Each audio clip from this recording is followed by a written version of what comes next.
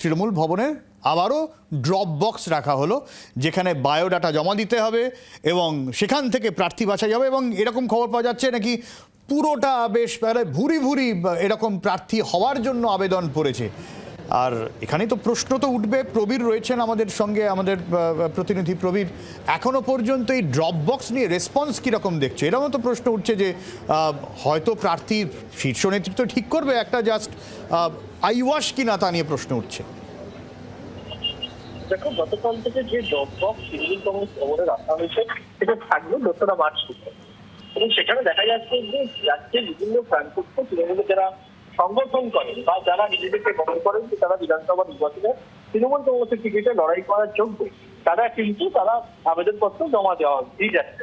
তো তৃণমূল কংগ্রেসের বক্তব্য এটা, যেহেতু অভিষেক বন্দ্যোপাধ্যায় বারবার বলেছেন যে কোনো নেতা কোনো দাদা ধরে টিকিট হবে না, পারফরমেন্সের ঠিক কথা, যারা দলের জন্য কাজ করেছে সংগঠন বলছে, দল তাদের অনুবীক্ষণ যন্ত্রটি খুঁজে নিয়ে আসে। এই জায়গা থেকে এই ড্রপ টাকার সিদ্ধান্ত হয়েছে।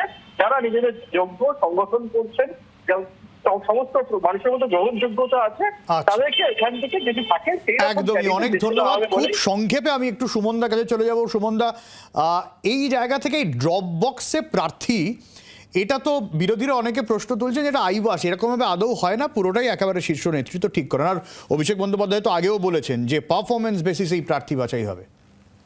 দেখুন, অরবিন্দ কেজরিওয়াল ভারতবর্ষের রাজনীতির যে প্রবণতাটা এনেছিলেন যে আপনি আমাকে মিস কল দিয়ে বলুন যে আপনি কি ধরনের ইস্তাহারে জিনিস চান, তারপর থেকে তো মানুষের সাথে সংযোগটা খুব গুরুত্বপূর্ণ।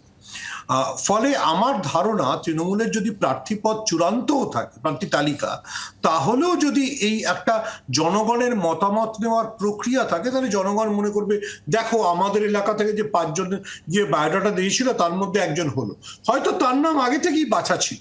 কিন্তু এই যে কনসালটেশন, আমি মানুষের সঙ্গে কনসাল্ট করছি, এটা মানে অরবিন্দ কেজরিওয়াল যে পথ দেখিয়েছিলেন, তারপর সব দলই মোটামুটি এই সিস্টেমটাকে ফলো করে। সেটা বিজেপি হোক, বিজেপি মিসড কল দিয়ে সদস্য নিয়েছে, তৃণমূল বলছে ড্রপ বক্সে এসে বায়োডাটা দাও। আমার মনে হয় এটা সত্যি সত্যি একটা মানে একটা ওই পিআর এক্সারসাইজ টাইপের। কিন্তু যেটা আপনাদের করেসপন্ডেন্ট বললেন, প্রবীর যেটা বললেন, সেটাতে যেটা আমি বলবো যে নজর রাখতে হবে যে কারা কারা জমা দিল ওখানে বায়োডাটা, তার মধ্যে কত ড্রপ বক্স থেকে কজন প্রার্থী হন। একজনই, একদম। অনেক ধন্যবাদ সুমনদা।